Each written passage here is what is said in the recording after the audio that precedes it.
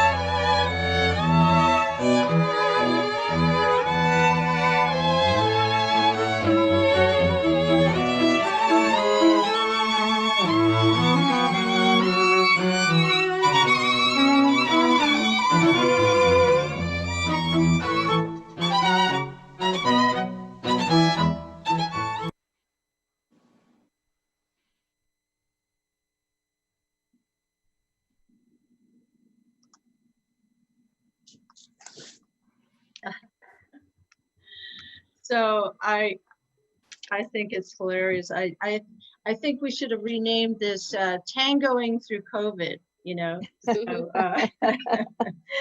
so for future times, we'll do that. So let me welcome you all. I'm delighted you all came on this steamy summer evening. We're in for a treat. My name is Osa Schwab, and I am the Director of Marketing and Membership at MATV, Walden's Media Center. And in this fall, we will be officially UMA, Urban Media Arts. Yes, it is going to happen in the fall. We've been saying we're en route, but we are a community media center with a vision to connect community, promote civic engagement, and nurture arts and culture in the city of Malden. I, along with Natasha Cayulo, will be your co-hosts today. And we are very sad that Natasha Alain will not be able to be with us because she had a family emergency. And she has been our one of the trio of crime, you know, here working together, but she's in New York. So we send her our good wishes. Hopefully all is well with her family. I also want to give a shout out to the man behind the Zoom curtain, so to speak, Guillermo Hamlin, who is doing our back end there. Hey, Guillermo, thank you so much. So I just want to let you know how things will go tonight. You're all so good, you're muted. So what we are going to begin our discussion will begin with our panelists introducing themselves. And then we're going to engage in about 30 or so minutes of moderated discussion. And they're going to share a little bit about their experience currently through these challenging times. And then we're going to open the floor to questions from you all. And the way that's going to work is if you want to ask a question, you can raise your hand either like this or by the mechanical, chat thing. Or you can put in the chat that you'd like to say something, and then we'll call on you just to keep some sense of order. And we will end with a few announcements. Maybe some of our panelists have things to share, things that are coming up and that kind of thing. And so they will have a chance to do that and some closing remarks. I do want to say that this is in a way a reunion. We did have an event back in February where some of the panelists were speaking about the role generosity plays in their business development. And we have some lovely additions to that group. And I will say that just looking at their Instagram feeds, they are characteristically generous, even through this challenging time. So we have a stellar group of people, and I feel so honored that they took the time out of their work to be here and just share some nuggets and even challenging things that they're going through.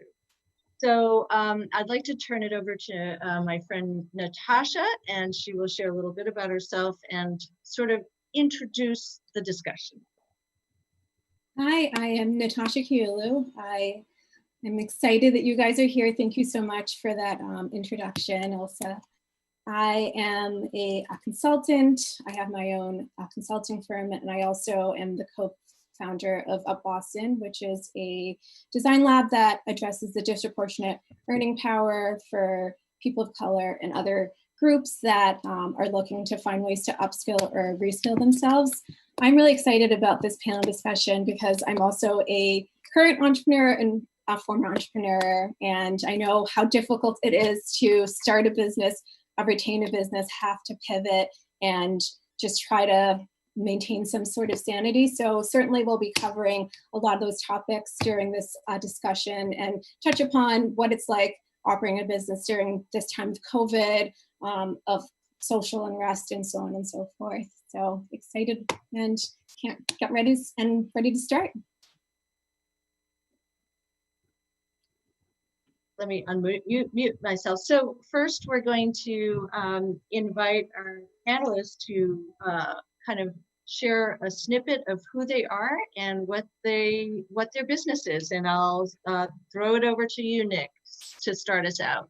Awesome. Thanks for having me. My name is Nick Matthews. I'm the CEO of a company called Mainvest. And Mainvest, we're an investment platform specifically designed to drive community investment into small businesses and allow small businesses to have different ways to access capital to grow.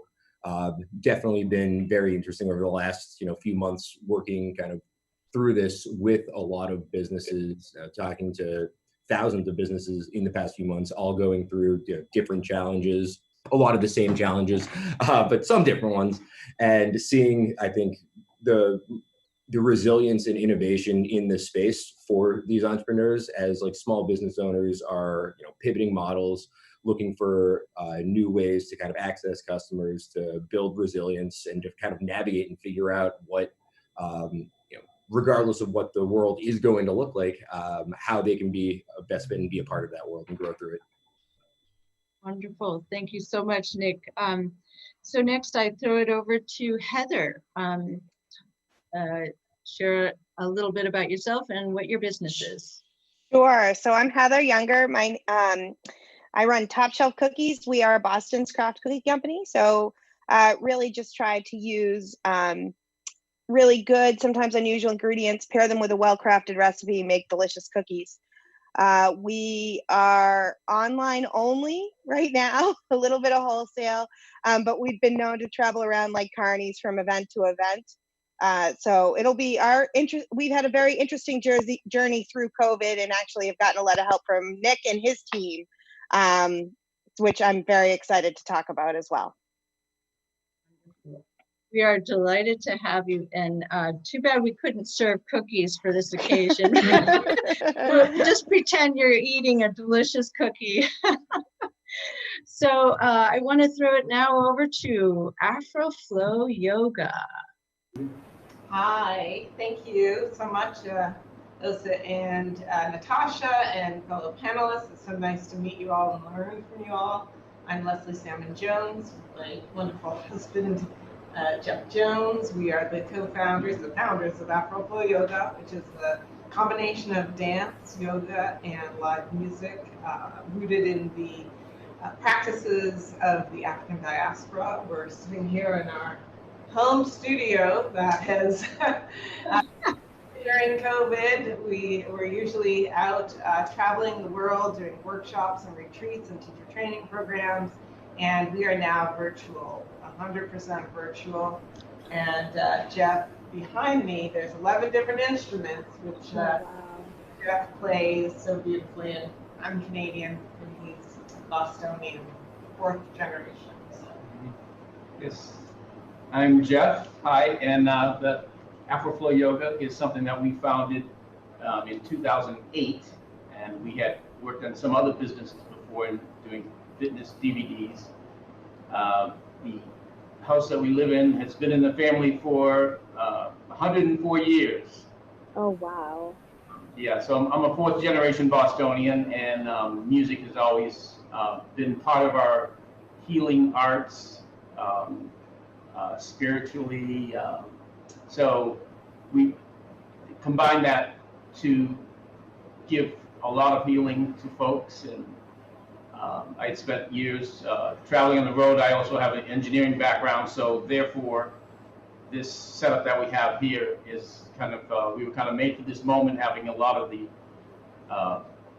lights and technical issues. So yeah, we were able to bring this to the people, and we're happy to be here. Thank you, Ilsa, Natasha. What a privilege! I'm so glad to know you, and I look forward to taking some yoga classes. I mean, more than yoga. So now let me turn it over to Sandy from the gallery at 57. Well, thank you, everybody, and it's so great to be here. And I want to particularly thank OSA, because the gallery at 57 would not exist if it wasn't for OSA Swab's gallery at 480 Main Street. So thank you, because we're here because of you. The gallery, I'm one of the artist leaders at the gallery at 57. We are a brick and mortar store at 57 Pleasant Street. And we also have an online page as well. We sell beautiful handmade treasures, sort of things like this beautiful vase. Wow. Handmade, hand blown by glass artist, Michelle Tremel. And just really beautiful pieces of art, from fine art to jewelry to things like that. So we're online, we're in store. And also we hope to expand our work in the area of providing more art content for the city. And I'll talk a little bit about that later, but we really hope to be more than a retail store, but to be a center for art in the city of Malden. So lovely to have you, Sandy. Okay, now Myrna, would you like to introduce yourself? Hi, everybody. I am Myrna Diaz. I'm an attorney. I have an office based out of Chelsea. We represent clients in family and family-based immigration cases. And we're a small law firm, and we're ran by me and my 2 sisters. And that's it.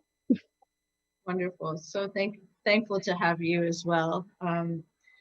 Such a rich variety. And then last but not least, certainly we have Tiago Prado. Thank you for having me here, OC, and thank you for organizing this event, and thank you for each one of you who logged on to this tonight. I hope we can all learn from each other. Best Rates Zone BRZ is a local insurance agency that helps Latinos to achieve and maintain the American dream. We have 2 locations, one in Malden and one in Framingham. And in addition to that, we basically help clients from Nantucket to Worcester to, anywhere in the state. And later on, we're going to speak more about this and how do we do. Such a pleasure to have you, Tiago. Thank you. All right, I'll throw it over to Natasha now, and let's have a great discussion. Yeah, thank you all for just giving us a little tidbit about your businesses and who you are. Of course, there's a lot more for us to kind of go through, and I'm excited to kind of get into this moderation and start asking some questions. And I guess I just wanted to kind of start off by just kind of highlighting some points in terms of why small business owners or small and medium-sized enterprises are so essential to our economy. 44% of the GDP for the US economy comes out of the small and medium-sized enterprises. And they account for about 2/3 of the new jobs that are currently being created. So it's no small feat to be a small and medium-sized business owner, and certainly no small feat to try to operate during this time of COVID. So one of the first questions that I wanted to ask is, first, how are you all feeling?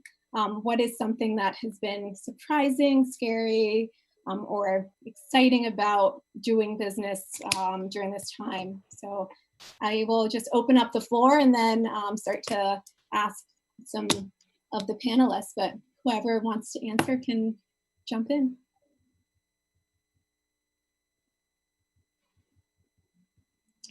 All right, well, I think I'm gonna start. Not all at once.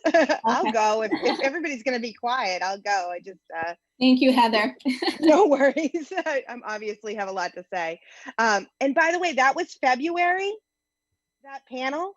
That was February. Literally, I had in my head that it happened in October, and that felt right to me because it feels like a million years ago. But I think that's the time we're living in, that there's like time doesn't make a whole lot of sense.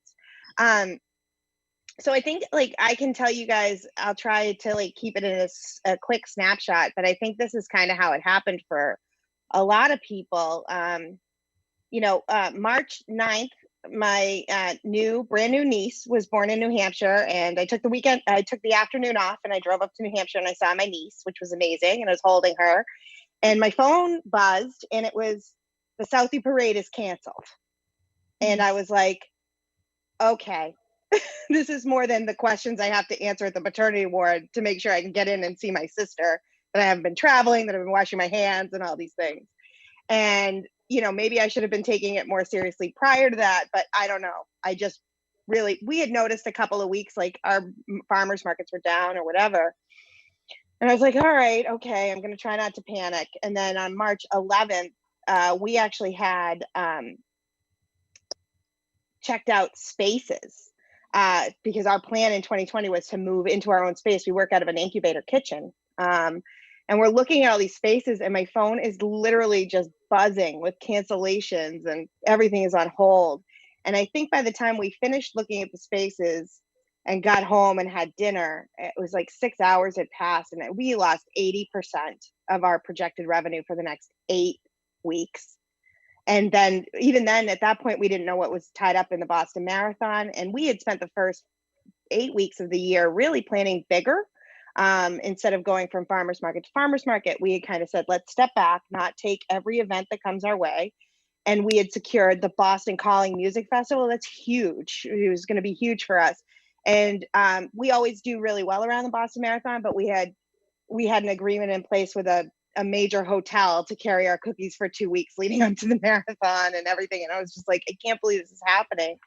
And I remember feeling like, well, you had a good run, right? Like you had a good run, but then, and I went to bed and I was upset and I woke up at like 2 o'clock in the morning and something overtook me to like just write how I felt. And I felt scared and I felt like, how could everything that I've worked so hard for and sacrificed so much be gone with, like, I could see if I made a big mistake, but like this had nothing to do, like nothing we could do, nothing we could control. And we didn't know how it would last or whatever. And I just wrote a blog and I ended up and I sent it to my friend and I said, does this make sense to share? And he said, I think it does. I think it does. And it basically just laid it out there. It wasn't me asking for orders or anything. It was just like, hey, I'm scared. Like, we work really hard for all this stuff and it's going away. And what happened over the next few months was incredible. We lost all our wholesale except for one store. I have a major college account. They're closed. Almost all my wholesale is through like office buildings. They're closed. All our events canceled, and our online store was crazy busy. We could not keep up with the demand. It was insane. I now have loading dock privileges at the South Station Post Office because I'm literally bringing, close to 200 boxes a week to the post office. We're shipping 1 day a week because that's the only way we can work in a shared kitchen. So in May for us, what we decided was, I think it makes sense to move forward with the space, because for us to work in a shared space, right now we can only get one or two businesses into our kitchen that's built for 6 at a time. And there's 50 businesses in there. And how many of them are going to survive, we don't know. And I just said, screw it, let's go. Let's like move forward and not let this take us over. So I am actually very happy to report that we signed a lease last week in Dorchester's Adams Village neighborhood. And we have been concurrently actually running a campaign on Mainvest. And at 2:47 this afternoon, my new landlord put us over the top and invested the last of what we were looking for the minimum. So, and I know that it's so weird to like be saying this because like we're all in such different spaces. Yes, please do if you like. But it's a weird time to be. Like, I love cookies, Yeah, no, and and it's not all these stories are great, right? But I think that what our story really shows is that we as communities can make an impact on the businesses that we care about and that we want to see. And I think our story really shows that. But I think like we got out what we put in. I think when we talked about generosity in business in February, one of the things I was really adamant about was that you had to do things that were true and that you believed in. And that, what happened was, we were busy, we were doing well, and we looked around at our partners. Like we vend at Boston Roller Derby, and they're a nonprofit, they, to run their league. And they were screwed. They couldn't run events. They couldn't, so we were able to we did any game night that we should have had. We did a portion of our proceeds, or portion of our sales to them that night as if we were there. And we, normally we do the Boston area Rape Crisis Center walk, and we weren't prepared that weekend to do their virtual walk. We just didn't have enough of product. So what we said was, hey, on our Mother's Day weekend, we're going to do a portion of the sales is going to go to you guys. We ended up donating the biggest amount that we'd ever donated to Bark, and so I am proud of the fact that we were able to do business as usual in the most unusual time. And, I have somebody, that works for me part-time, also works for a billionaire, and she was laid off with no notice, but I said, we'll figure it out. She happens to live in a high-risk household. We sent her home. We did online learning for some things that hopefully she can help me down the road with, and I'm proud of that. But I know that our situation is very unique, but I think that the theme there is that, we can take care of the, I say this when I'm constantly in the mayor's office in the city of Boston, because I told them they could help me get my business off the ground, or that they could have me be a small business consultant. They're choosing to help me with run my business. But I had said to them, we have the power to build the city we want to see. And I believe that. I really do. I believe that you go out there with your wallet and you go out to dinner in your neighborhood instead of going to the Applebee's. You're making that choice. You're doing that. And if you know that somebody, and I think right now where information is flying, you have a better chance to educate yourself about the kinds of the kinds of businesses that you're working with. And I think we were able to see some businesses that really acted responsibly, and whether it be through COVID or through a lot of the things that are going on with social justice, businesses that are not acting responsibly, and being able to make those choices. And I think right now is, what I found, the notes that were coming through with my orders were like, we just want to see you make it through this. We don't want you to be gone when this is over. And when I started to speak to a lot of our partners, some of the stores that we deal with, a lot of the businesses of my size that are kind of traveling, don't have storefronts, they found that the overwhelming support. I mean, I was finding it was taking me twice as long to process these orders because I'm like writing notes to these people and I'm crying and stuff. But I think the underlying thing is like, we're as strong as we make our community. And I think this is an opportunity, as much as it's a huge setback. It's an opportunity to do things the way we should be doing them and take care of people in a kind way. Heather, wow. I mean, thank you so much for starting off. I think you just did such a tremendous job. You talked about the birth of someone in your family, which is very personal. And, I know people that are also like my friends that have had kids during this time, and how difficult it's been to kind of have to manage that range of emotion of, here's the birth of someone that I care for. I have to be careful because I don't want to make people sick. I could be losing all or most of my business or my opportunities, and you just are unsure what to do and how to do it. But certainly you have shown resilience, you have shown optimism, you have shown like collaboration. And I'm so happy to hear that you and Nick have been able to have a chance to collaborate and do a Reg CF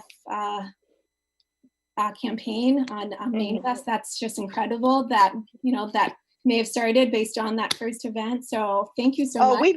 Nick's been on looking for me for a long time. We've just had a couple of wrong turns, but yeah, no. All right. Well, you finally hooked him, or yeah, or he finally hooked you. So it all worked out. We had talked to Heather before we launched Mainvest back in 2018. Okay, so you were looking for her. First time we talked, but again, it was amazing just seeing. I think definitely the longest lead time of working with a business, but definitely one of the most rewarding. No, that's awesome. I did take a look at your campaign today, and I'm so happy to hear that you've reached the amount that you're looking for, and possibly it can be tipped over. So, does anyone else have anything to share? Something that's surprising or scary or exciting? Can I just add to this? I mean, it's a great business model, Nick. That's a home run, and it's scalable, and I love cookies, so I'm definitely pitching into it as well. Heather, great story. Thanks for sharing. And Nick, thanks for making another business flourish. Awesome. It's all Heather. We just do the behind the scenes stuff so that she can, right? Like, we just do the boring lawyer stuff. Yeah. That's not true. But I mean, oh, sorry.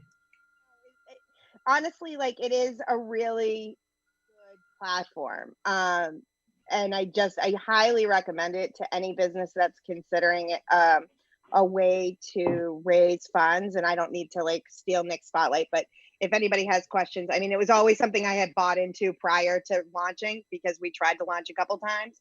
But working with Mainvest has been an amazing experience for us. And, it was actually a way for my landlord to spy on me a little bit before he offered me the lease. So you're legit. Definitely, yeah. And he, and true to his word, I mean, he invested in us. He put us over the top today, and it was not a small investment. So that's incredible. Yeah. Yeah. So does anyone have anything else to add? If not, I think we'll talk a little bit more about, since we're already on this conversation of capital and how important it is to try to get access to capital, especially in this time of COVID, where your business model has had to adapt and you have to find a different way to reach your customers. So I don't know if anyone wants to chime in terms of how they've been able to find like creative ways to raise capital or access capital. Has it been PPP loans? Has that been effective for anyone? Or has it been just trying to do like crowdfunding, like reaching out and trying to find other loans? So if anyone wants to take that question. I can jump in there talking to again, like thousands of businesses, like month by month over the last few months, are just organic conversations with businesses has gone through the roof because there's just this immediate acute need for capital, both short term and long term. There were a few different kind of positives and negatives around the government's approach to aid. The PPP was incredibly complex. The first kind of run of it was incredibly confusing. Businesses that like waited for the second run ended up getting like slightly better terms around like the forgiveness. And, what we really saw was at the end of the day, like really strong entrepreneurial businesses are going to find a way through. But I think what was also really interesting about it was looking at the businesses that had raised kind of in the last year or so, navigating that were like on the platform and that are facilitating repayments to investors through this. And you see kind of these headlines of 40% of small businesses are shuttering their doors, or like 55% of businesses on Yelp are like now like marked like permanently closed. And I'm not sure what level of journalism they're doing on that one, but what we've seen is like all of the businesses that raised and like have been facilitating repayments back to investors. Like no one is having that existential conversation of shutting down. Like not saying it's easy, but the kind of having the community support has been incredibly like overwhelming for these businesses to be able to have people that have their back, that are like incentivized and invested in them, I guess. And the challenge as we kind of move through navigating COVID into the recession, which we're probably going to get into, I'm not sure what the equity market's going to be looking like, but it definitely does feel a little off, is the institutional capital access is going to continue to become more and more challenging. We saw that after the 2008 financial crisis, when suddenly the number one collateralizable asset for small business loans that was supposed to be the most stable asset in the world became incredibly volatile. And so like risk profile went up, and the ability for good businesses to access capital in a bull market is very different in a bear market. And so finding ways to be able to go to various like basically private members of the community and get that buy-in so that you're driving local economic development is, has always been kind of our mission. And it's pretty exciting that like, amidst all this chaos, we feel like it's more relevant really than ever before. Thanks for sharing that, Nick. In terms of some of the distribution of capital and access to capital, it seems as though, based on what I've read, the majority has gone to a predominantly white or male audience. How do we find ways to make access to capital more readily accessible? And I'm going to throw this question out to Sandy, because I want to ask you about you did a crowdfunding opportunity, or you crowdfunded prior to opening up the gallery at 57. How were you able to get the capital that you needed to open up that location? Well, actually, I would say that when we first started, it was clear we had no money of our own. We're a volunteer operation. We continue to be run with volunteers, so we needed money basically to renovate the space, to pay the rent, to even the work that we sell is we don't purchase it outright. We are on a consignment basis. So we had no money. So we put a call out to our community, and I really want to thank a lot of our communities who gave us straight up donations. And that really helped us raise the money to do what we needed to do to open the door. But you said something earlier about sort of how are we feeling now from that. And we opened exactly 9 months ago, but we were only open for 5 months when we had to close our door. Mm-hmm. And we didn't have an online shop at the time. We were, just had our store, and we were closed. I think the exciting part, if you want to call it that, for us was we had planned anyway to do an online page, because we know that brick and mortar stores, particularly for the arts, are a challenge. And so it really encouraged us to open our online page as well. At the same time, we opened the online page, we had to look at what it was we're selling, because now we're in a time of coronavirus, and what are people buying? Do they really want to buy this beautiful vase, right? Is that a priority for them? Or is it more of a priority that they get toilet paper? We even joked about giving a roll of toilet paper away with with something that you would buy. So we pivoted, to use the language of this topic, and we did our online site, and we recruited fashion designer mask makers. So women who were, well, these two happen to be women. I should also say that the majority, the vast majority of our artists, of which we have over 34 of them, are women. We have 2 men and 1 boy artist, young man, I should say, artist.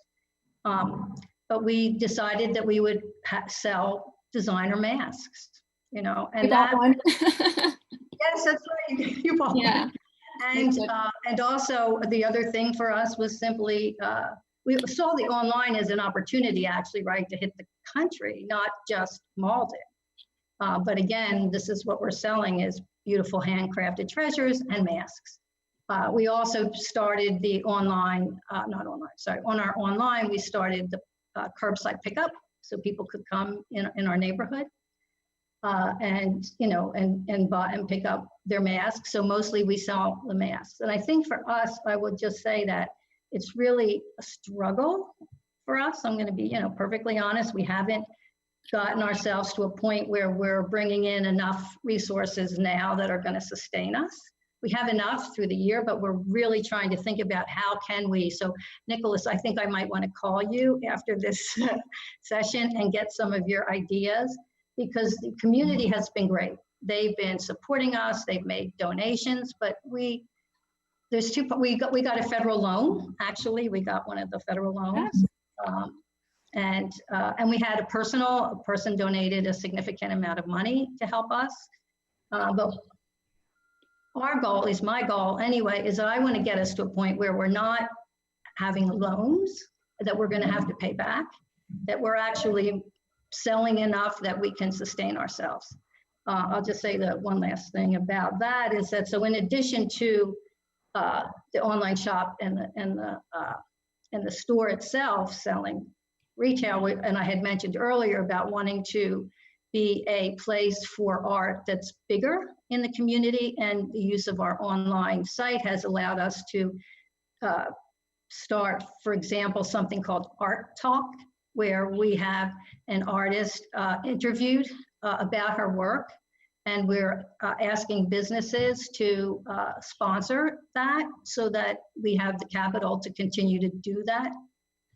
So we're trying to think. We had a wonderful experience with Christina from Closet Connection, who came right before we closed, and right around it, who came in and did live Facebook shows right from our store, and sold things that way. So we're really trying to figure out, how do we make money to provide art to the community without having it have to be fully loaned, but on our own. And so I would be curious to hear how other people have been able to do that. It's difficult when you're selling something at this point that's not, core to what's, what people need today. Anyway, but that's so the last thing actually I would say is that it's been pretty exciting, although it's been nerve-wracking, because of the group of our artists that work together. We are a great team. None of us had a business before. We're learning how to do this by ourselves, and that's really exciting. And the new learning has been just really personally growthful for me as well. So, thanks for Sandy. sharing. Oh, That's great. sorry. Yeah, go ahead. Sandy, I have a thought, and maybe you've already thought of this. But I actually, right when this kind of started, somebody asked me to do an online baking class. So I Zoomed a baking class from my apartment. And I'm just thinking, with all these kids at home and driving their parents crazy, yes, you could charge for some art classes. If you could do some simple things and keep somebody busy for a little bit, and it doesn't have to just be kids, it can be obviously adults. I was surprised at how many people were willing to pay to watch me make cookies in my apartment. You know, and we were able to do it the way we had marketed it, was to raise some money for the Restaurant Strong Fund. But I think that if your community is supporting you, and maybe you offer it as a service and do like a basic drawing class or some craft, I bet you find that people are willing to pay for that because they want to help you, right? You're offering them an experience while they're home trying to do something different. I mean, I've got all my packages are tracked on, it's text on my phone, so I can just go down to my apartment lobby just to do something different right now. So, I mean, I think if you find a way to keep people busy and entertain them, and then they know that they're supporting you and what you're doing in the community, it's like it's a double win, right? So Yeah, it's just something you might want to absolutely. think about. No, and thank you for that. And we haven't yet launched it, but we have had conversations with some of our artists. We have a woman who wrote a book called Mystic Valley Mermaid, and we've talked with her about actually doing a book reading, and then one of our artists afterwards would show how to make a mermaid, and then so there are things like that. So we do have that sort of on the list. I don't mean to say, but it's challenging when you're sort of fully volunteer run to get people to do all that. But it's definitely on the list. Thank you for bringing that up, because it's reminded me that I got to raise that higher on my list. Okay. I want to reach out and ask some of the people that haven't had a chance to give some feedback. So I don't know if Myrna or Diego or Leslie and Jeff have anything to add in terms of something that's been exciting or scary or surprising. Yeah, I had my hand raised here for a little bit. I apologize. I wasn't sure, if I should just. Oh, sorry, I didn't see that. No. So actually, I have a question that is a segue between Nick. How's my audio, by the way? Is it bad? Can you guys hear me well? Perfect. Just the headset. So Nick, so for a small business, right? I think the work that you guys are doing is so phenomenal. I think it's a great way to add some type of capital to small business owners that wouldn't have access to financing, right, through the main channels. So over the last 6 months, we've helped a lot of small owners to apply for PPP loans, to actually get access to EIDL.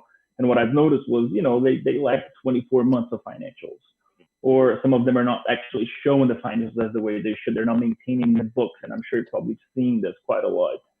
But there might be a solid business model, right? How do you guys help those guys? And if they're listening right now, what can you do to help them? And I've noticed that you're helping actually the Akai Bowl guy open the new location on Newbury Street, right? The one who's in Malden. Yeah. So, we have a lot of those, and especially, the minority-owned businesses, the African Americans, the Latinos. What can you guys do to help them to get access to market if they have a solid business model? So, I mean, we definitely do technical assistance with the businesses around, for businesses that have been operating historically. We do need to collect the proper, income statement, balance sheet for like the regulatory disclosures, and different businesses have those prepared to differing levels. Like we do help to a degree. We also have kind of like a farm network of accountants and different like technical support people that are willing to work. Usually basically babysit them, right? To babysit them to get there, kind of to that next level that you would qualify. Yeah, and I think like at the end of the day, like a strong business model definitely matters, but like having a plan for like your own financial accountability, especially when you're taking other people's money, is super important. And so our goal is to make sure that there are the resources there around technical assistance and education to help kind of get them set up for that, because it's really hard to be comfortable putting someone onto a platform to be taking investment unless you have that understanding. Our real job as a FINRA regulated crowdfunding intermediary is around investor protections and kind of being a gatekeeper for that diligence and making sure that the proper information is there so that people know what they're investing in and feel really comfortable investing in these businesses and supporting our local economies. Great. Thanks, Nick. I just also wanted to highlight that you were one of the first companies that I noticed that offered the $2,000, were those loans right around March of 2020?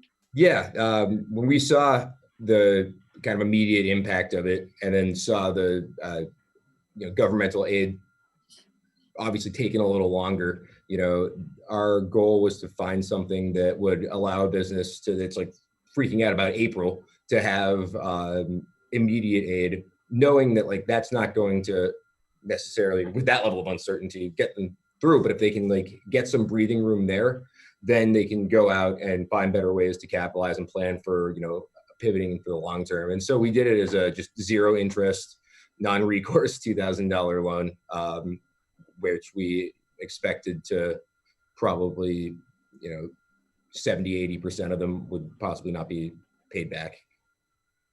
Wow, that's really admirable. Thanks for being so quick to respond to the market need. Now I'm gonna I would like to hear from Myrna or Leslie and Jeff to see what has been surprising, what has been frightening, and how have you adapted your business models? So I applied for the PPP loan within like the first, I don't know, after I saw like 2 weeks that courts were closed and everything was getting shut down. So I do employ my sisters, I have to pay them.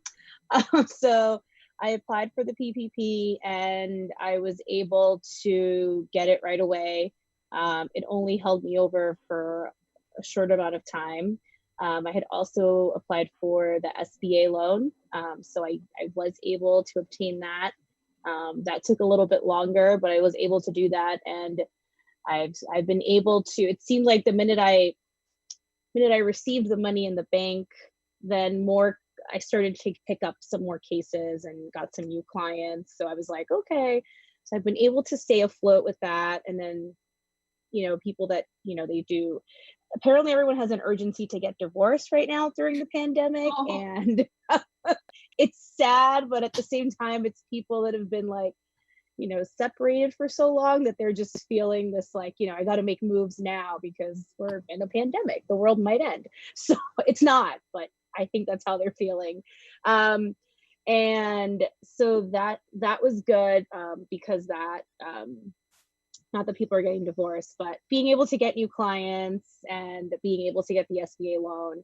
And so the process wasn't difficult. I think I applied like 3 times and I was doing it wrong and then I did it right. And, but yeah, so that's what I've been able to do. And, I can work from home. I've been having Zoom hearings and telephone hearings for, in court. So that's actually at first was kind of weird, but then it's actually good. I don't have to fully get dressed. So, I got dressed for you guys though, just in case I stood up, but yeah. You look great. Thanks for sharing that. And I didn't know that you worked with siblings or family members. So I'd like to now turn it to Leslie and Jeff. And just want to ask you how it's been for you with your yoga company and how you've adapted to this time of COVID. And then also there's a pandemic within a pandemic with the social justice and Black Lives Matter movement, and importance for acknowledging some of that social unrest and disproportionate opportunities that individuals are not able to necessarily get. And I did want to kind of preface that, as an entrepreneur, I can definitely, I definitely feel a lot of what you guys are going through because I've also gone through that. But I just want to give the floor to Leslie and Jeff. Thank you so much. It's great to hear all of your stories, and we can relate to different parts of many of them. So congratulations, and we're with you in solidarity, and for those of you, just for sticking with it, it's really amazing. For us, the beginning of March, we started seeing all of our contracts canceled. We had just been traveling for the last 2 months, and we were going to take the month of March and travel down to Florida, and all that got canceled. The whole year contracts, so all of our retreats, everything, clients, all canceled. So for us, probably maybe a day of like Heather, of like, oh, what are we gonna do? Because all our income is gone. But then we were agile and flexible, and thought immediately to go online.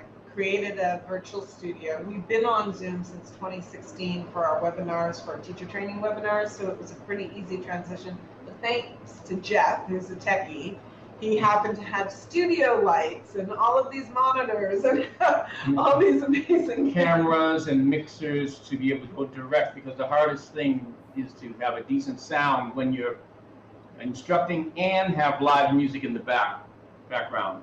So fortunately, everything is mic'd and direct, and I have an amazing mixer that I've had for years. So we were very, very fortunate, and in order to respond to all the folks, because having a 55-inch monitor to be able to access, so when people are moving and Leslie does other instructional things, it was very important to have that in a certain location, which we have in front of us. We're not using that now, but that helps, having technology. Yeah. So thank God we have the technology, and and a lot of our patrons have been all over the world. So this was actually a great opportunity to bring them together in our living room. So it was actually really good for us because we don't have brick and mortar. We never wanted to have brick and mortar. So well, we do run classes out of the dance complex. So we were doing classes there. Yeah. But we have been doing many retreats like at Omega Institute. We were down in Costa Rica. We do things in Bali. We were in Panama. And up in Canada and many other places. So Africa, Ghana. Yeah. Yes. So all these people now, we were able. I think the first time we went on, we had about, I don't know, what's about 8,000 views. Yeah. Yeah. So. Wow, that's amazing. And after you. Yeah. So we did bring together. So obviously there's needs. So many people were anxious and in pain, fear. All of these things were happening with COVID, and then of course the racial injustices. We had to decide. This is before although the racial injustices have been happening for centuries. But we had to decide during COVID at the beginning how to charge people, because our mission is really about inclusion, making things accessible for people. We knew people were losing their jobs. So we decided to take a risk and go donation based. And that turned out to be actually more lucrative than being in our in our local studio in our classes, because we were able to reach so many more people. Some people come for free. Some people give generous donations.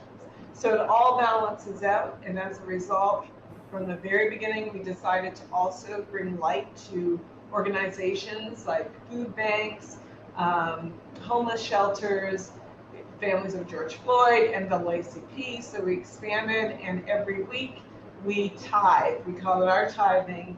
So we include self-care and care for others. That's part of our mission.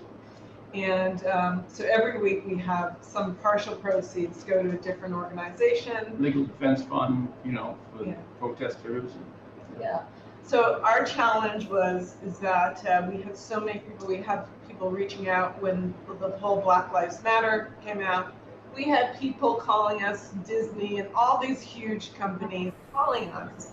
However, we also needed to make sure those companies were standing behind their words and their statements, and not just wanting to affiliate with us with empty actions. So we have held them accountable, whoever we're in alignment with now, to join us in anti-racism and into raising humanity. So as a result, we have discussions after every class, open to all people, cross-cultural, gender, ages. We have these anti-racism discussions and have created resources. So now we have we have a history of racism, deconstructing racism and healing our roots. And so we keep getting calls, and it's great, it's growing. Now, what we're doing now is trying to decide, because we know this is a great model for us, how to monetize it in a way where we can stay connected to our mission. And we have so many offerings, and the potential of the growth is huge. We just need to strategize. We're thinking of doing a Patreon. So that's what we're doing now. We're working on the new structure to support this new way of being. We did apply for in the second round of PPP, so we were able to get that. So that was able to help us also, especially with all the new technology and keeping the computers, because we have to use multiple computers. We're on Zoom, NamaStream, Facebook, and Instagram all at once. So, and that's how we, from the beginning, able to reach all the people. Yeah, and also we were recently in a film on the on the Oprah Winfrey Network called Dark Girls 2. So we have a lot of people calling about that and about our program. So any ideas for and we platforms? Yeah, we partnered also with our other facilities. We have also had classes at Alvin Ailey in New York, so we were doing classes there, and in Northeastern University. So they basically went online, and then we have another partner down in DC. We had been working with, and Leslie's on the board of the Yoga Alliance, so we were down there quite a bit. So we were able to partner, and now they were on our feed just this weekend.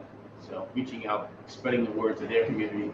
Yeah, and we also have Canada, the Prime Minister's wife, Sophie Trudeau, who's also a patron, who's now, so the market in Canada is opening up.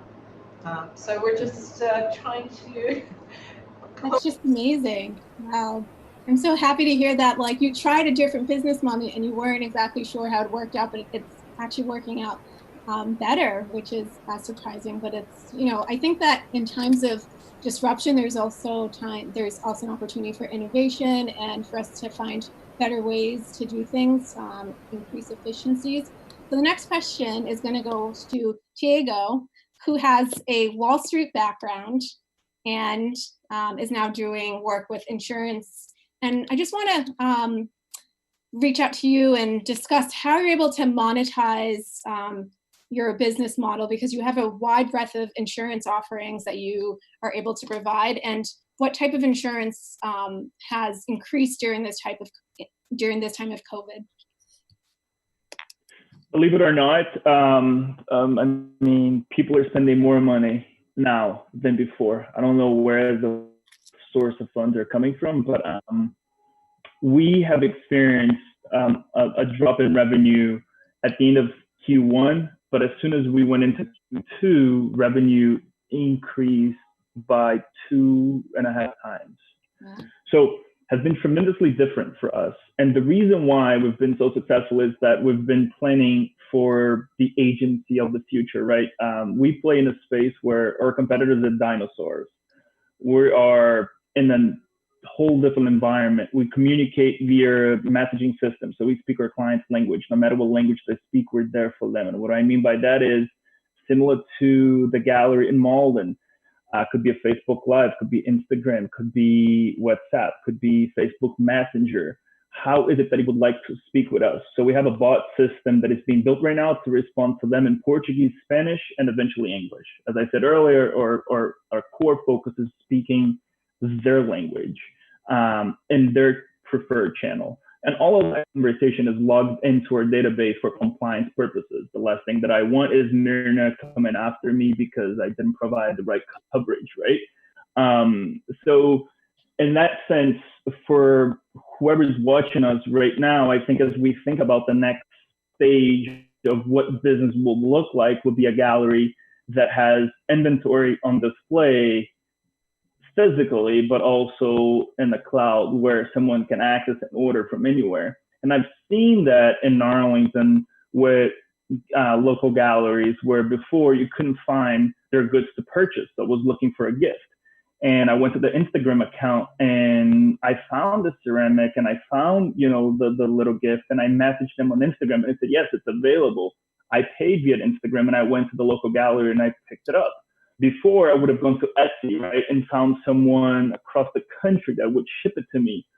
But how we as a company have been able to do that is by using technology to our benefit, by speaking our clients' language, by working 16 hours a day, not just 10. And I think as local businesses that are saying, well, I'm at an inflection point, right? In calculus, for those nerds out there, you can remember inflection points. Inflection points could be a positive thing or a negative thing. You could either be going down, you could either be going up. It's how you choose to use an inflection point in your business, in your life. And I think right now, COVID has been a great inflection point for technology. So you have the early adopters such as us. We came into the game not selling insurance, actually creating a solution for insurance, which is technology in a dinosaur world. And then you have the dinosaurs now realize, and it was like, holy cow, I need to do what they're doing, but how do I do it? So they're trying to catch up to us. And we often joke, it's like we don't have competitors, right? We dominate. So, and that's how we've been able to survive and, double and triple revenue, even though people are, getting by. And I think for you who are listening, the cookie distribution channel, I think it's a great example, Heather. You're selling legal drugs, sugar. I mean, it's genius, right? And you can ship it everywhere and people love it and you have a great story to tell. So I think it's like once you're able to scale that, not just, sell it at the brewer anymore, but sell it everywhere, just put it in a box and ship it. I mean, It's sexy. And I think for anyone who's listening right now, you got to think of this way, right? I'm local. I support the local businesses, but I also got to be statewide and even possible, nationwide. Someone might want your service. Someone might want your divorce support if they're, if they have assets in Massachusetts, or who knows, right? Or, one of them left. So, I mean, that's my 2 cents on that. I hope that helps. Yeah, thank you. That was really great. I definitely agree that we have to reach a more diverse audience that may be local, but also international and regional. So there's this hub and spoke type of way of doing business that maybe COVID will improve in terms of forcing us to innovate. And Malden alone, right? So Malden, you have Asians. So you have a large Chinese population. And within the Asian community, you do have subgroups. So you have your Chinese, Korean, even though they're all Asians, they're not the same. So how do you appeal to them? In downtown Malden alone, you have, the tea shops, right? And then you take a step further, and then you have the Haitians further down on Salem Street. I mean, that's another completely different community, but they're Caribbeans, right? People think like, Central American Caribbeans, they're all the same, but we're not. So how do you appeal to them, and how do you get, a Haitian person to walk into your Asian tea shop, or how do you get, a Brazilian to buy, a Jamaican delicious meal right across 7-Eleven Salem Street, and versus going into a Brazilian smoothie shop on Salem Street. And I think, social media today, technology will help us to do that, and even order and pick up at the door. Yeah, I think that's where, this is something that a mentor of mine had pushed for me right from the beginning, was not to get into, when you're coming into your customer persona, not to be like, my customer is female, 24 to 44, but to really think about psychographics. And I think it's something that Top Shelf Cookies has been good at since the beginning, and has been able to connect and has a really wide social net. So finding ways to connect it. And I think going back to, pivoting in general. I have a friend that works for American Express small business. And he was just like, the first thing he emailed me is like, are you going to be okay? And I'm like, geez, you're not going to believe what's happened the last week. And this is the first week we're getting orders, like more than we get at Christmas. And I said, but he goes, can you handle it? And I said, yeah, it's hard work. He's like, well, who's doing all your shipping and packing? I'm like, who? Me? What do you think? So yeah, all our small businesses are pivoting and they're working really hard. If I was working 9 to 5 for some big company, I wouldn't be doing that. I'd be working from home 9 to 5. And I think like that, like look around your neighborhood and see the ingenuity that people have come up with. It's Right. incredible. Like I'm shocked. Like my own neighborhood, I'm eating out more than I normally would because I'm like, wow, what a great idea over there. Look at what those guys did over there. Check that out, you know? And I think like look around, reward your neighborhood. But I think like psychographics are super important because I think those barriers are changing so quickly, even though it maybe isn't quick enough. But I think they're starting to change. So if you're marketing to someone's interests as opposed to, you know, their sex or gender, you're gonna run into the right things. Like if you know, for us, we say we're very similar to people who like craft beer, right? They like good ingredients. They want the story, how this thing was built and that kind of thing. And that's why we're able to attract the people that we attract. Wow. I mean, you guys are just incredible. I think that we could definitely continue on and just discuss for hours and hours. And you guys have certainly added so much insight, and it's been so personable, so raw and realistic that I hope that the audience has been able to get so much out of this. Now I'm going to turn it over to Osa so we can do some Q&A. Yeah, I'm just really awestruck at the wisdom that's come through, and I would like to open it up now to all the participants. We have a few on YouTube, and if you are on YouTube, you can throw in a chat question.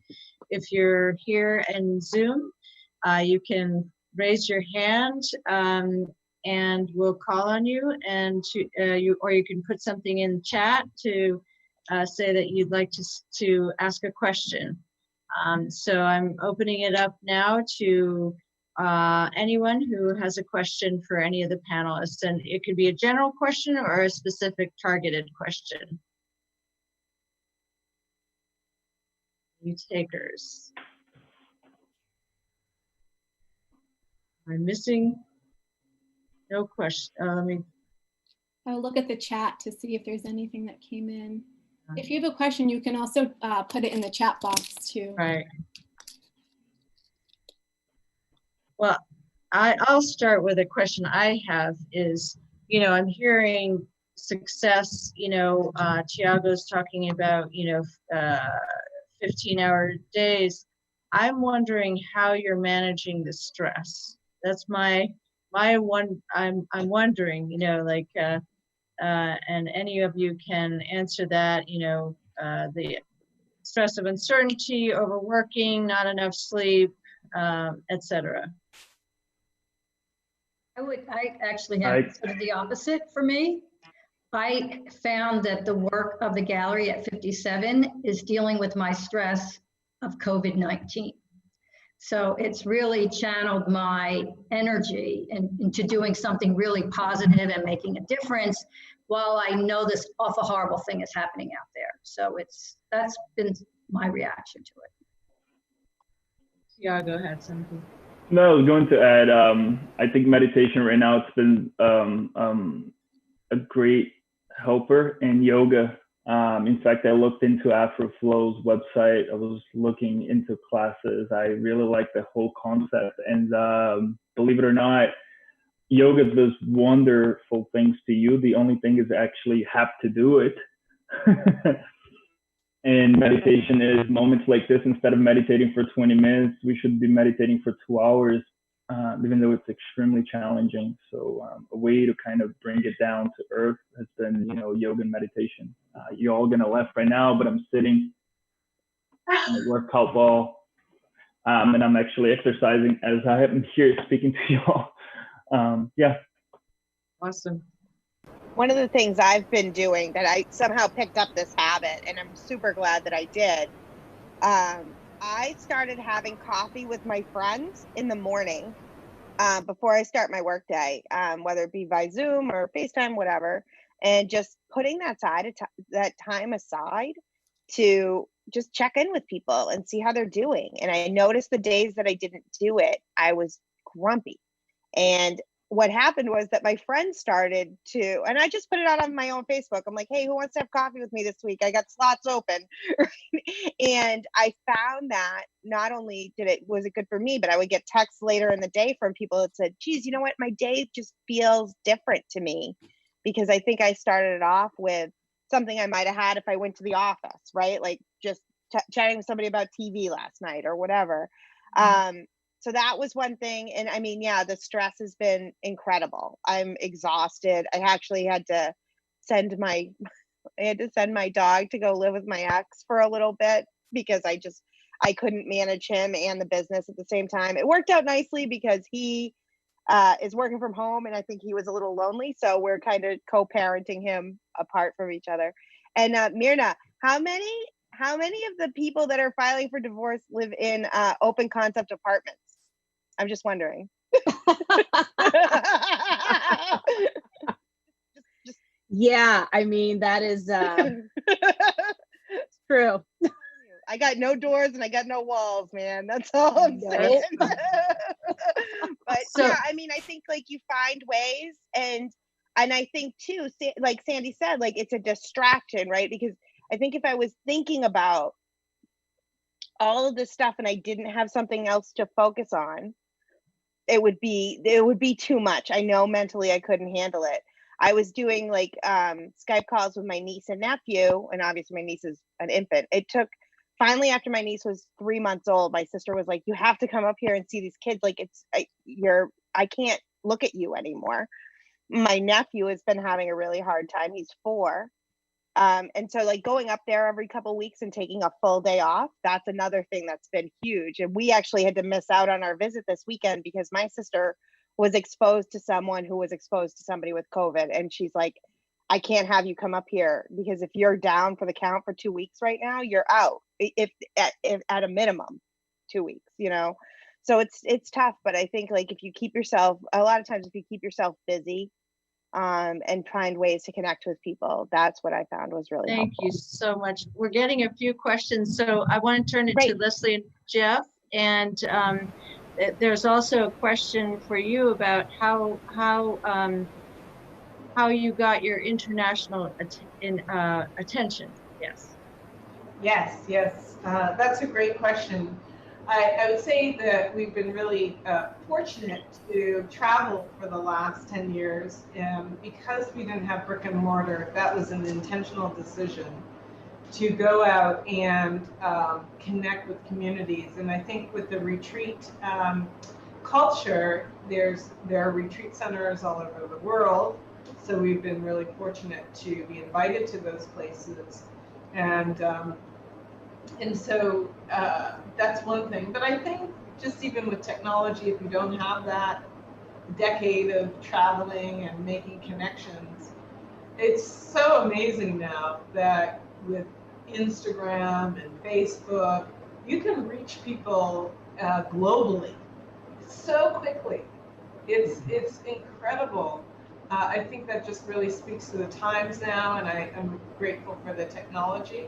I think our website is optimized, so even in the search for Google, a lot of people, especially people of color, at times they're like, oh, I need to find, something,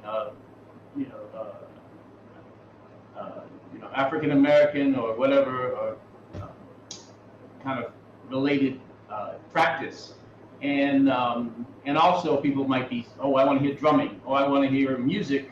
I want to hear live music with it. So, the search pops us right up there. Or even healing. We worked with Liz Walker for years, doing healing and trauma for mothers who lost their kids to gun violence. We do programs at Mass General Hospital. So having these things, or even having pictures of these things, kind of links when people do search, these things do pop up, and we're pretty optimized at this point. So if you put in certain words, we pop right up there. We work with people. Somebody from Belgium had called us. I mean, we have people calling us from Ukraine, and we were supposed to do things over there, and Israel, So yeah, it's really, and then we have a beautiful community. We have we've trained other people to do this, and we have some other musicians. So that also helps, spread the word. Yeah, definitely having our global ambassadors is helpful, as Jeff said, and also being mission-based. It really touches the hearts of so many people. There's so much need around the world, and when we focus on that and bring that into the flow, it's beyond the self. So we take the lens beyond even our local communities into the national and global, because this is, we really believe in improving humanity. So with that kind of lens, we end up a lot of times organizations from all over the world will reach out to us with a common mission. And so it's through those collaborations, they have their network, we have our network, and we collaborate. So we really believe in the power of collaboration beyond the walls, beyond the ceilings. It's really those heart-to-heart connections that grow and grow and grow and grow. And then in terms of the stress piece, yes, Diego, meditation, yoga is definitely, we walk the talk, we really live by that. In fact, our Afro flow yoga is really healing for us. We love doing it because we get so much energy from it. Healing other people heals us, especially some of the discussions we have after the class. So it's, we might start out the day a little on edge, because you're just trying to get make sure the technology's working, and then by the time the class is going, it's like, so we really benefit from giving. Yeah, and we developed our own personal practice where every day we have a stretch, meditation, pranayama, breathing practice, and prayer. So that's been really, for us, keeping Nina, all the people who are getting divorced, Mm-hmm. it would put you out of business if I told you what they can do. So good marriage, but anyhow. And we have other things we do with Oprah's Hope in the Time of Hope in Uncertain Times. It's a meditation, 21 day with Deepak Chopra. We've done that a few times. This is 21 days, and then there was another one that we were doing with Oprah and Deepak, 21 days. What was that? Right. But the most stressful part was with George Floyd's murder and all of the murders, Breonna Taylor, Ahmaud Arbery. Those not only, so many murders us personally, murders every day, so deeply, and that's been going on. That's been the most stressful part. And we've been doing racial workshops for years with people, and we worked with the owner of what's her name? Her name's Katrina Brown. Thank you. She discovered her family were the largest slave traders in America, and she has a film called Traces of the Trade: A Story from the Deep North. It's a PBS award-winning documentary, and we've partnered with her over the years to do racial healing workshops. So this is all part of Afro flow yoga, or you can just come and do the practice. So, or you can just sit and listen to some good music. Yeah. Make sure you have a good sound system. Wonderful, wonderful. Well, I'm afraid our time is up. We did have a question. If someone can answer it very quickly, what advice would you give someone starting their career, business during this time? Are there business-related decisions you wish you had made that could have prepared you for the situation better? That's a kind of a big question. So maybe if any of you have any thoughts about that, you can email me and I can connect you with this person, just because actually, Justine, do you want to? Actually, maybe we can have one person give it one nugget to Justine. Recent grads, we have to give it to them. Yeah. I think honestly, like, first off, like, there's no joke. This is unprecedented times, right? Like, nothing like this has ever happened. But I just remember feeling like when I was getting ready to launch, like, maybe now not the right time. Maybe now it's not the right time. Maybe I should wait till this. There's never the perfect time. Okay. So if you think you have a good idea, I mean, obviously don't, I guess don't start in the middle of a pandemic, but if you think you can scale it small and take a slow and steady wins the race approach, you're going to learn a lot around the way. And if you surround yourself with good people and get good advice, then you're better off. But don't sit here and say, well, now I should never do it. I mean, there's businesses that have flourished during this. My friend works for a liquor distributor. She's been very busy. But I think don't let this, I got an order from an old boss of mine and a mentor that I loved. And it was a $400 order for cookies. And he said, Heather will know where these can best be served, either to frontline workers or Boston's most, underserved. But he said, I really need you to know, even though we haven't spoken in over 10 years, that I've been watching from the sidelines. And don't let this temporary setback set you back from your bigger goals. Awesome. And I think that was like, I actually have that written on my whiteboard in my office right now, because I looked up to him in such a huge way. He was such a great mentor to me. And to know that he was kind of watching me, like creeping on me from social media to give me that advice, I think it's good advice. This is temporary. This isn't forever. We don't know how long it's going to be, but like use this downtime to like perfect what you're doing, optimize your website, all that stuff. This was stuff we were working on. We were working on improving our online sales. The other part of the business that has grown substantially is our corporate sales, because a lot Heather, of people I'm sorry to interrupt you. No. You have such gems of wisdom. I just want to give Joan from the Chamber of Commerce. I somehow missed your question, so please ask your question. We'll grab that. Don't worry, Osa. Oh, I can't hear you. You can't? I unmuted now myself. I can. Okay, go ahead. Okay. All right. Thanks for giving me the chance. And actually what I was going to say is more in a way of comment than in a way of question. I just want to applaud your panelists. If you look up entrepreneur in the dictionary, and I still have a dictionary, a paper dictionary, you would see all of your faces, because you are the epitome of what makes this country, what makes this economy tick. You're flexible, you're creative, you're smart, you're generous. You are absolutely all those things.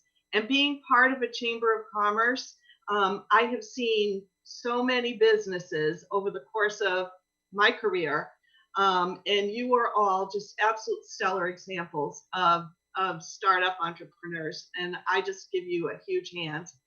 I also wanted to say one thing. Many of you don't realize the Chambers of Commerce are businesses themselves. And during this particular time, we have had to pivot ourselves. Absolutely. We've had to relook at what it is that we do, who it is that we serve, and how we serve those people. We were very much an event-based organization, and we've now had to change that model. Obviously, Zoom has become my best friend. And we are continually trying to reinvent ourselves, really. And what we're trying to do now is take a deep breath, take a step back, look at how we were working before and how that has changed now. What does that mean for the future? So I think that there has been some good that has come out of this. Small, but it definitely is powerful. So I want to thank you all, and I do want to give a little plug, if I might, to the gallery at 57. I have this beautiful necklace that I purchased at their online shop. I did indeed buy it for my sister for her birthday, but don't tell her, she's not getting it. It now belongs to me. So hats off to the gallery at 57. I fell in love with this necklace. If you want to see some of our programs coming up, do check out our website, which does need work, but do check out our website. We have an Year of Dining program, which is all virtual, all online, never happened before, but we had to adapt. We had to be flexible. We had to change our model. So thank you all very, very much. Thank you so much, Joan. I want to give a shout out. We have a city councilor, Shepherd from Framingham. Welcome, welcome to Malden. Must be through Tiago. Delightful to have you here. I want to now give 1 minute for anyone who wanted from the panelists to give a plug for a coming event or item. I also want to say that we have a wonderful, generous contribution from Heather Younger and Top Shelf Cookies. Anyone who participated here today gets a 20% discount off of cookies. You use the MATV code on their website. I will put that in the chat as you, any of you panelists would like to give a 30-second plug for your coming event or item. Leslie and Jeff, you want to get started? Thank you so much. This has been so incredible. We've learned a lot. So we have our classes on Sundays. We'd love to see you, flow with you all. They're at 1:30 Eastern Standard Time, 1:30 to 2:30, and certainly you're welcome to join our discussion afterwards. It's not mandatory, but all you need to do is bring an open heart and have a little space and enjoy. Via our website. Yes. And there's a link tree. You just have to register, and it goes to NamaStream, which connects to Zoom. Yeah. So it's just a one-time registration, and then you get linked up. Yeah. So. And Instagram, Facebook. So afroflorida.com, all the information is there. Thank you all so much. Thanks, Heather, for the discount. And if not, we're also on Facebook and Instagram, but Instagram only lasts an hour. All right. Any other promo items, panelists? The gallery at 57 has a couple things. First, thank you. I've learned so much from all of you here. I have all these notes, so I really appreciate being here. And I think 20% might be a theme here. For those of you who are in Malden, we are giving for one item only in that particular, but you can keep coming back and buying one item. We are giving 20% off in store.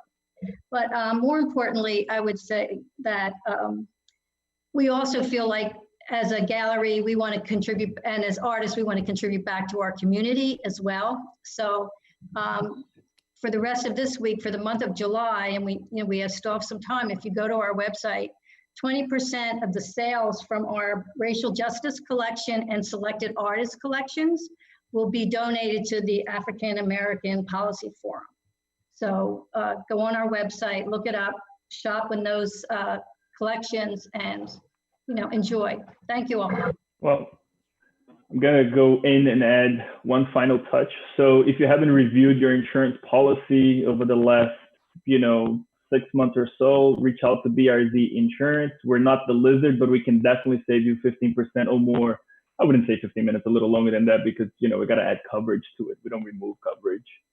So you can go to a website. We have great agents waiting for you, home, business, Mainvest there. If you guys need workers' comp, general liability, there's a business partner right here available.